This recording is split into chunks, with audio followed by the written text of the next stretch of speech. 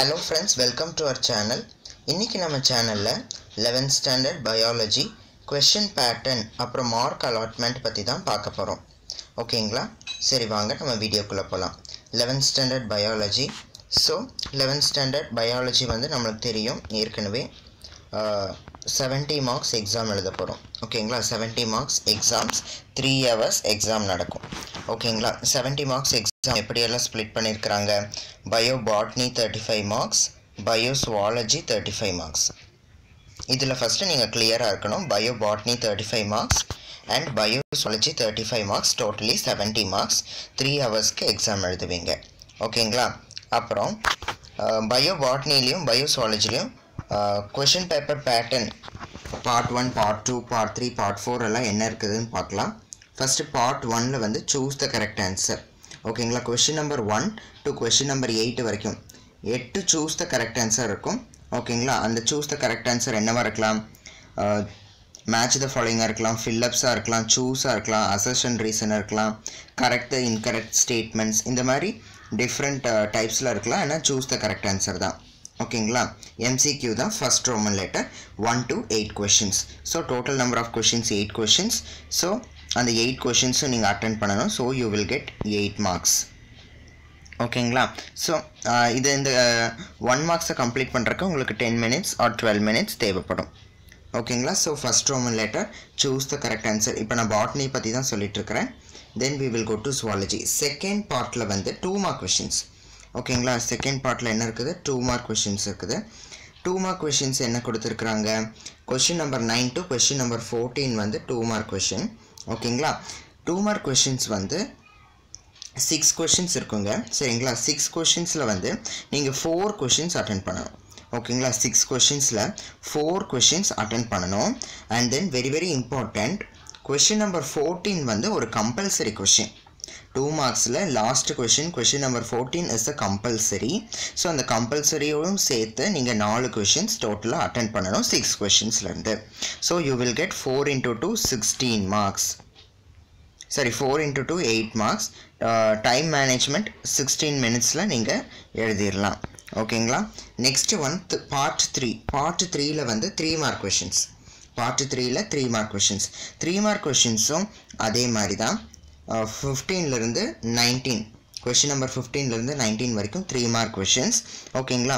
ஆனா 3 mark question வந்து 5 questions இருக்கும். அந்த 5 questionsல இருந்து நீங்க 3 questions எழுதணும். ஓகேங்களா? 3 mark questions வந்து 5 questions இருக்கும். அந்த 5 questionsல இருந்து நீங்க 3 questions எழுதணும். So 3 into 3 9 marks. அதுலயும் question number 19 last question வந்து compulsory. ஓகேங்களா? 3 into 3 9 marks. Next part 4. Part 4 5 mark questions. ஓகேங்களா? part 4 5 mark question number 20 to 22. ஓகேங்களா? So இங்க வந்து 4 questions இருக்குங்க. ஓகேங்களா? 4 questions எப்படின்னா ரெண்டு question number வந்து 2. ஓகேங்களா? each questionsலயும் ரெண்டு either or question. first questionல ரெண்டுல ஏதோ ஒன்னு எழுதணும். செகண்ட் क्वेश्चनல ரெண்டுல ஏதோ ஒன்னு எழுதணும். ஓகேங்களா? ரெண்டு क्वेश्चंस. ஃபர்ஸ்ட் ஆப்ஷன்ல இருந்து ரெண்டு क्वेश्चन இருக்கும். அந்த ரெண்டு क्वेश्चनல ஒரு क्वेश्चन எழுதணும். செகண்ட் ஆப்ஷன்ல இருந்து ரெண்டு क्वेश्चन இருக்கும். அதுல one question, totally 2 questions. 2 into 5 10 marks. ஓகேங்களா? இது ஒரு 35 minutesல half an hourல எழுதி முடிச்சிரலாம். ஓகேங்களா? Okay. So this is the pattern for biobotany. ஓகேங்களா? biobotanyக்கு இதுதான் pattern. ஓகேங்களா? question number 1ல இருந்து 22 totally 4 parts இருக்குது. first Roman letter 1 mark, second Roman letter 2 mark, third Roman letter 3 mark, fourth Roman letter 5 mark. second Roman letterயும் third Roman letter மட்டும் compulsory questions இருக்கு. question number 14 question number 19 it is a compulsory questions. so உங்களுக்கு டோட்டலா biobotanyல 35 marks வந்துரும். 8 marks 9 marks 10 marks, totally 35 marks. ஓகேங்களா? this is for your biobotany part 1. இது வரைக்கும் எழுதினீங்கன்னா you will get 35 marks.